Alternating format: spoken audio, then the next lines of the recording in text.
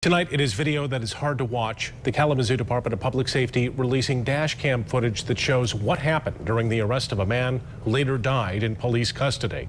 Now, this comes in response to a 24-hour News 8 Freedom of Information request. 57-year-old James Dunnigan was initially treated at Bronson Methodist Hospital for chest pain and then was released around 4:30 in the morning, May 6th.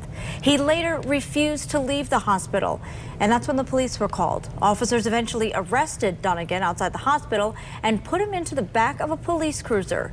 24-hour News 8 Sarah Hurwitz is here to walk us through how this tragic incident played out. Now, Sarah, you also spoke with Dunnigan's brother tonight as well, right? That's right. Arturo Dunnigan couldn't believe it watching that dash cam video. He says watching his brother die in front of him and the lack of attention to his brother who needed help is unbelievable. We do want to warn you that some of this video may be too graphic for some viewers. Did you do like where you put the front brakes on and wanted to?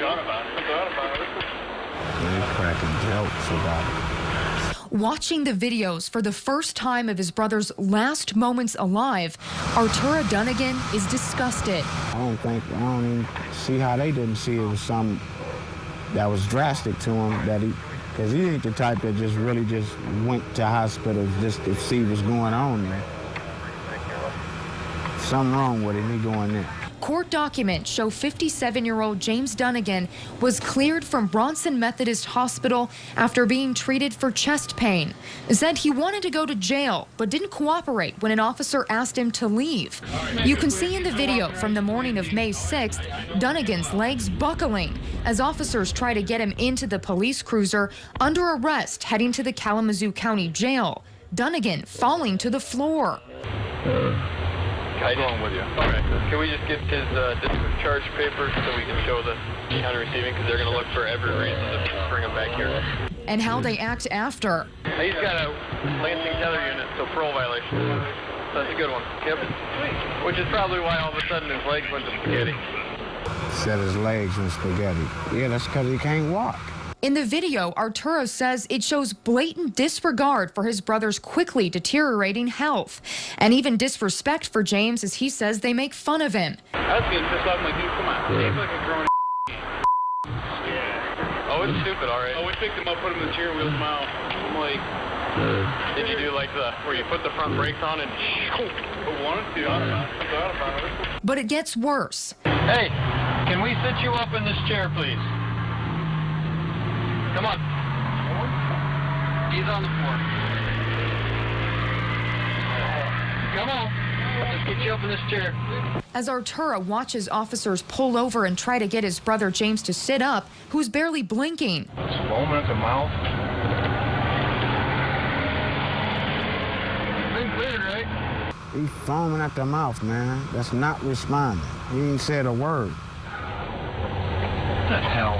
Shine a light in his eyes, see if he's at least responding.